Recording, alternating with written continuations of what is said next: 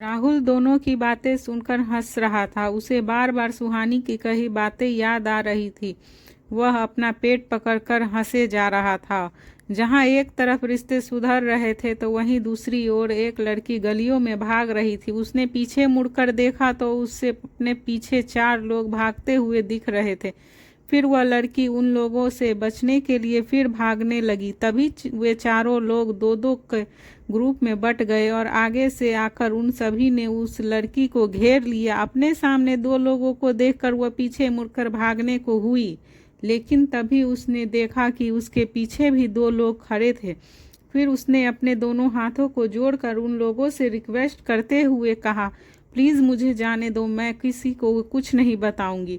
उस लड़की की बात सुनकर वे चारों लोग जोर जोर से हंसने लगे और तभी वे चारों लोग धीरे धीरे उसकी ओर बढ़ने लगे और कुछ ही सेकेंड में उन चारों लोगों की परछाई ने उस लड़की को ढक दिया। फिर वो लोग उस लड़की के मुंह पर कपड़ा बांधकर उसे गाड़ी की डिग्गी में बैठा कर ले गए। वह गाड़ी एक गोडाउन के बाहर आकर रुकी। गाड़ी से निकलकर उस लोगों ने उस लड़की को गाड़ी की डिग्गी से बाहर निकाला और उसे गोडाउन के अंदर ले गए। अंदर जाते ही बहुत सारी लड़कियों की रोने की आवाज़ें आने लगी। कुछ आदमी जो वहां पहले से ही पहरा दे रहे थे वे उन लड़कियों के रोने पर उन्हें डांट रहे थे। वे चारों आदमी जो अभी उस लड़की को पकड़ कर लाए थे उनमें से एक आदमी ने कहा, ये लड़कियां ऐसे नहीं मानेगी, इन्हें सबक सिखाना ही पर होगा। तभी दूसरा आदमी हाथ में एक इंजेक्शन लिए उस लड़की के पास आया और तभी उसने उस इंजेक्शन को उस लड़की की कमर में बेरहमी से लगा दिया। उस लड़की की बॉडी में इंजेक्शन के इंजेक्ट होते ही वह जोर जोर से चिल्लाई और तभी उसकी दर्द भरी चीख पूरे गोडाउन में गूंजने लगी। उस लड़की की चीख सुनकर वे सभी लड़कियां जोर जोर से रो रही थी। वे अचानक ही चुप हो गई। तभी एक आदमी ने सभी लड़कियों को धमकी देते हुए कहा, अच्छे से आंखें खोल कर देख लो, अगर अब दोबारा किसी ने यहाँ से भागने की कोशिश की तो उसके साथ भी ऐसा ही होगा और अब कोई नहीं चिल्लाएगा। जो भी रोता हुआ दिखा तो उसका भी यही हाल होगा। वे सारी लड़कियां उसकी बात सुनकर डर गई। उसकी आंखों में डर देखकर उस आदमी के होठों पर शैतानी मुस्कान आ गई। फिर उसने अपनी बात को जारी रखते हुए आगे कहा, अब जो यहाँ होगा उसे देखकर कोई भी अपनी आंखें बंद नहीं करेगा। इस मंजर को तुम सब अपनी आंखों से देखोगी और याद रखना, दोबारा यह गलती हुई तो तुम्हारे साथ भी यही होगा। यह सब कहने वाला कोई और नहीं राघव का आदमी विष्णु था और यह गोडाउन भी राघव का ही था। जिस लड़की को वह इंजेक्शन दिया गया था वह लड़की खुद ही अपने हाथों से अपने कपड़ों को फाड़ने लगी थी।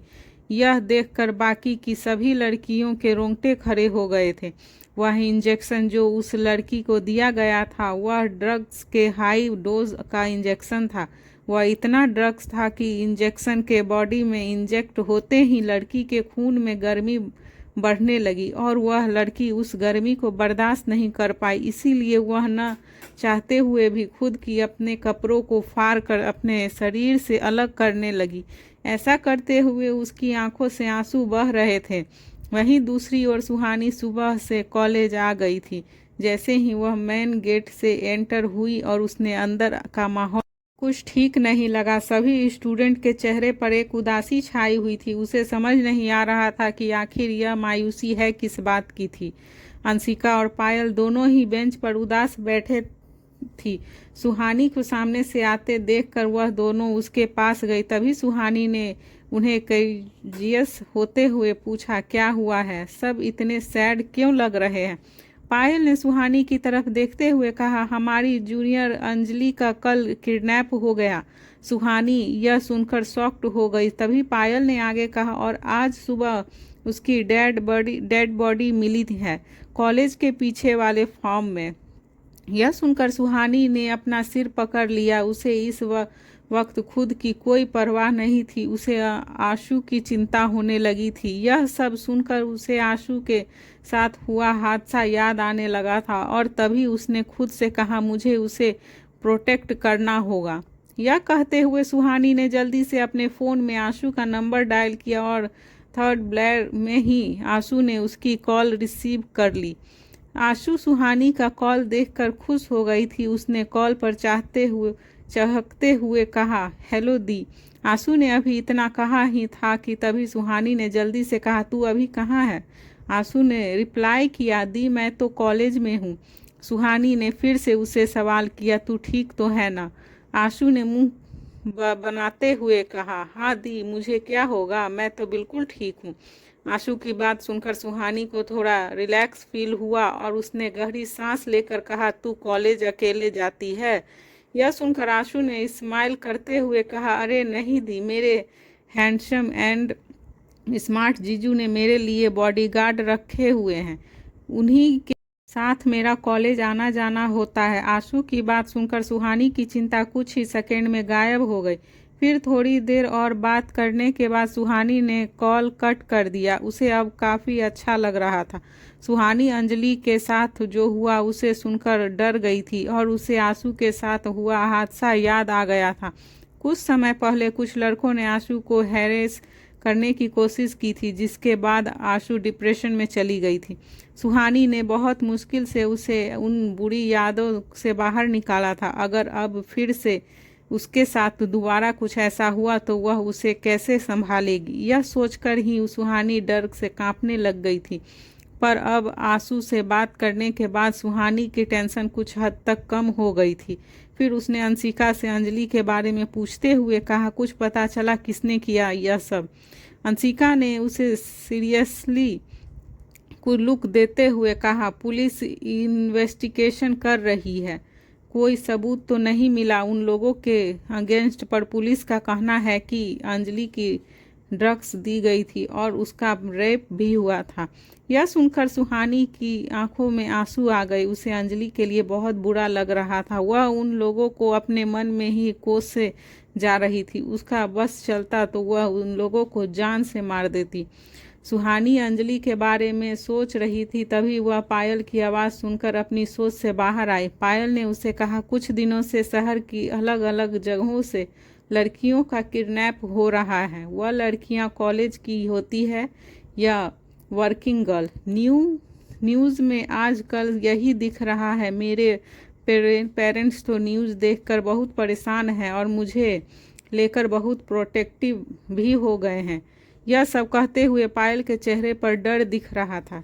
तभी कॉलेज के डीन ग्राउंड में आए। उन्हें देखकर सभी स्टूडेंट इकट्ठे हो गए और सभी ने अंजलि के लिए 5 मिनट का मौन किया। वहीं दूसरी ओर कियान अपने कैबिन में बैठा था। अंजलि की न्यूज़ उसे छुपी नहीं थी। कियान जानता था कि यह काम किसका था। उसने अपने सामने खड़े राहुल से कहा, कुछ भी करो, यह कंसाइनमेंट बाहर नहीं जाना चाहिए और मुझे वह आदमी चाहिए जो आज की ब्रेकिंग न्यूज़ का जिम्मेदार है। कियान का अपनी बात कहने का एक अलग ही अंदाजा था, जिसे सिर्फ राहुल और उसके कुछ आदमियों ही समझ सकते थे। राहुल कियान की कही बात को समझ गया था कि उसे क्या चाहिए। उसने धीरे से सिर हिला दिया। अब राहुल को उस आदमी को ढूंढकर उसे कियान तक पहुंचाना था।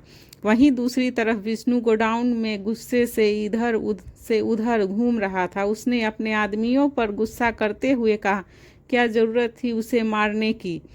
सबक सिखाकर छोड़ देते उसे। अब उसके मरने की वजह से एक लड़की तो कम हो गई ना। अब कहाँ से लाएंगे एक लड़की, वह भी इतनी जल्दी?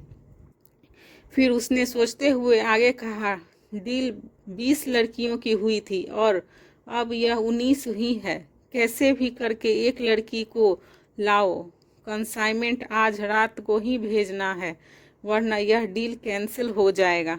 फिर उससे सबको डरते हुए कहा, अगर डील कैंसिल हुई तो राघव हमें से किसी को नहीं छोड़ेगा, याद रखना।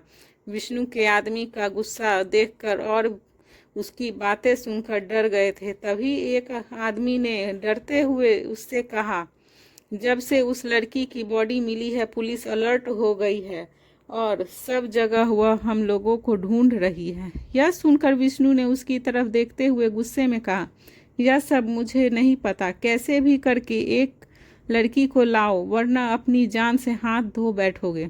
विष्णु के यह शब्द उन लोगों के दिल में मौत का खौफ पैदा करने के लिए काफ़ी थे। वहीं उधर राहुल की कियान के ऑर्डर को फॉलो करते हुए काम पर लग गया था। इंस्पेक्टर अभिनव, जो अब गवर्नमेंट के साथ साथ कियान के लिए भी काम करने लग गया था, वह इन सब में राहुल की मदद कर रहा था। राहुल राघव के सभी इन लीगल काम के बारे में जानता था। उसे पता था कि राघव ने यह काम विराज को दिया होगा और विराज ने विष्णु को, और विष्णु ने यह काम अपने चमचों से करवाया होगा। राहुल को अब बस विष्णु के ठिकाने का पता करना था, जहाँ से वह यह सारे काम कर रहा था। उसने विष्णु के पीछे उसे ढूंढने के लिए अपने आदमियों को लगा दिया था। तभी राहुल ने गुस्से में खुद से कहा, विष्णु, एक बार तेरे बिल का पता चल जाए, फिर तेरे ही बिल में घुसकर तुझे मारूंगा। अंजलि के केस ने सभी के दिलों में दहशत और खौफ पैदा कर दिया था। तो वहीं दूसरी तरफ रिया इंडिया आ गई थी। रिया को पिक करने के लिए मिताली मुंबई एयरपोर्ट पर खड़ी उसका इंतजार कर रही थी।